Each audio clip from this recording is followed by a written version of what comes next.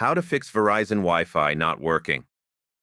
Turn off your router and extender for a few minutes and then turn them back on. Turn off Wi-Fi on your device and turn it on again.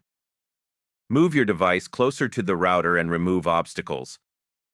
Check that all router ports and cables are properly connected. Make sure your router's firmware is up to date. Reset your device's network settings. Verify that the router's SSID and password are correct. Try changing the router's channel to reduce signal interference. If using a mesh network, check the extender's connection to the main router. Update your device's Wi-Fi drivers or software. If the problem continues, use the Verizon app or website for support. Contact Verizon customer service directly if needed. Thank you for watching.